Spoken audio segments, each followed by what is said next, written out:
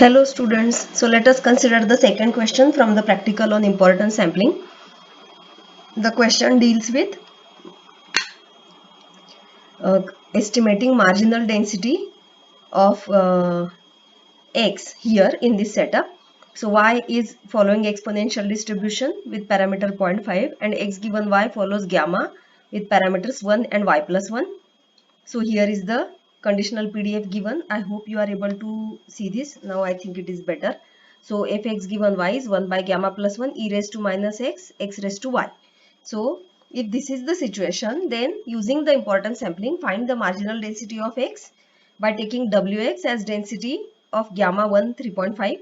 Now this we have already discussed. What is wx, how importance sampling can be used to estimate the marginal density of a random variable, where the marginal density of the other random variable and the conditional distribution are available.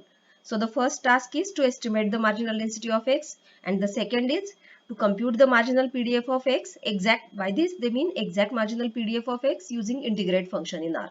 So let us see how we can proceed. So for importance sampling, first we will have to generate observations from the distribution of y. So let us take the sample size to be 1000.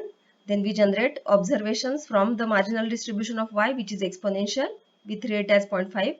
Then we generate using these yi's. Now we generate the observations from the conditional distribution of x given y like this. So r gamma n, shape equal to y plus 1 and scale is equal to 1. So these parameters were identified by considering this PDF. So have a look at the summary of x.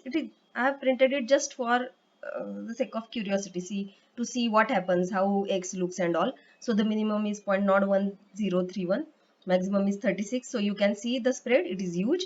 Then the first quartile is at 1.07, whereas the third is at 4.18. So you can notice the difference. So yes, so now let us see how can the two questions be answered. So let us first try to find the exact marginal PDF using the integrate function.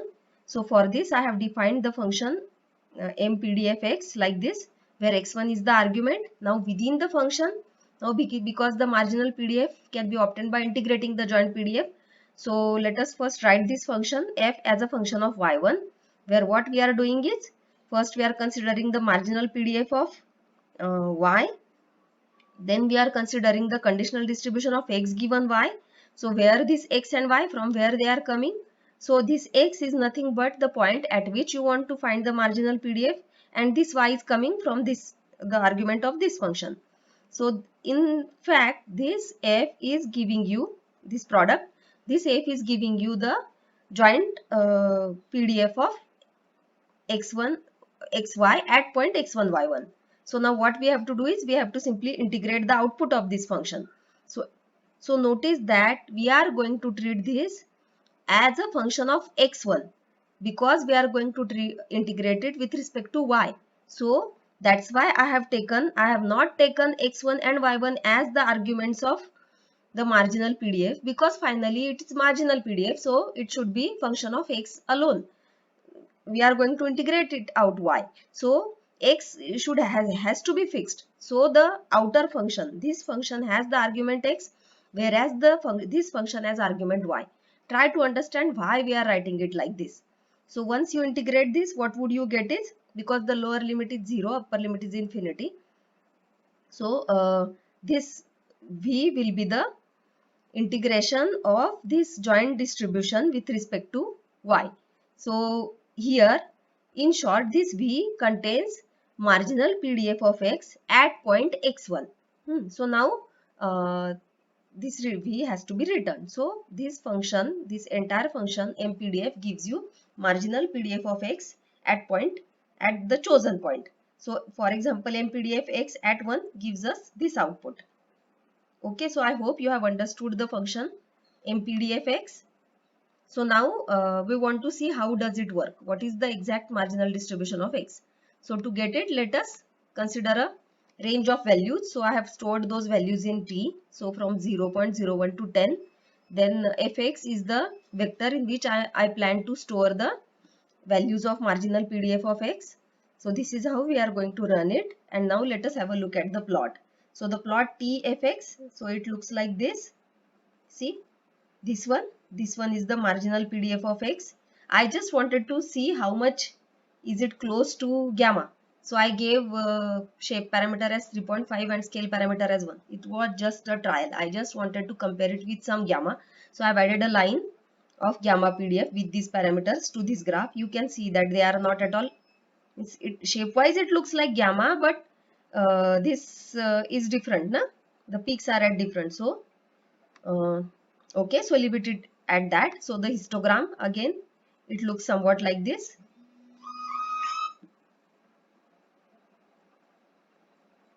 So now okay, so here goes the density estimation. Okay, now to get this graph, let us first write estimated PDF. So now the first part, MPDFX, gives you exact marginal PDF of X. Now we want to estimate this PDF using importance sampling. So if you remember what we have done in the second example on importance sampling, the last lecture, same thing we have to repeat here.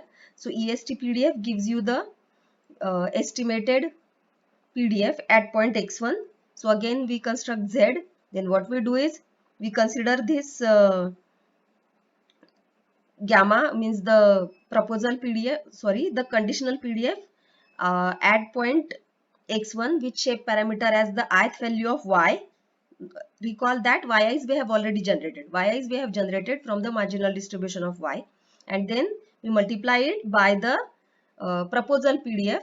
So proposal PDF was, shape was 3.5 and scale was 1. So the proposal PDF is this.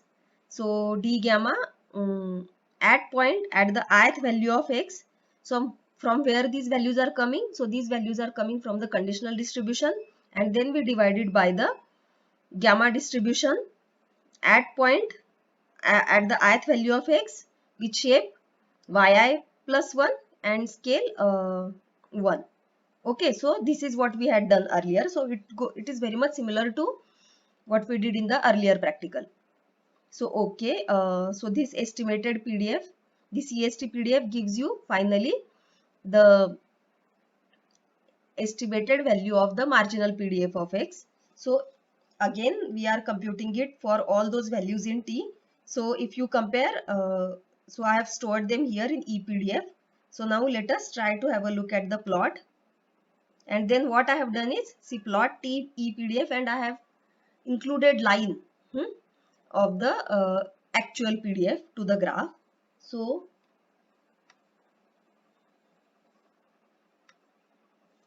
you can notice that the estimated PDF and the actual PDF, they are very close to each other. In fact, for several values, they are almost same. Notice that this is estimation, so there is bound to be some difference. But we can say that the importance sampling seems to be working here.